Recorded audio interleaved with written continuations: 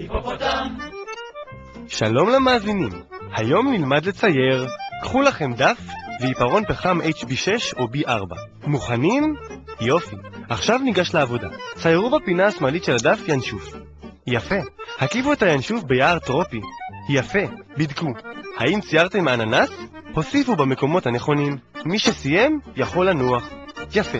עכשיו ציירו שבט, 57 ילידים. שימו לב. כדי להקל עליכם את העבודה, בכל פעם שתשמעו במנגינה את הצליל, עליכם לצייר עוד יליד. זהו, מוכן. קחו את הנייר, ובעזרת האוריגמי, אומנות קיפולי הנייר, עצבו רכבת בעלת 3 קרונות. יפה.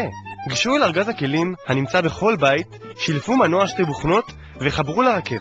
הנה רכבת חשמלית. יפה. מכרו אותה לשכנכם המתוסכל שעדיין לא סיים לצייר ינשוף. יפה. שפדו את שכנכם על שיפוד פלדה 170 סנטים, ותקעו בפיו תפוח עץ עסיסי. יפה. גשו לתחנת המשטרה הקרובה והסגירו את עצמכם. שימו לב, בתקופת המאסר רצוי לא לעשות בעיות, על מנת להפחית שליש מתקופה זו על התנהגות טובה.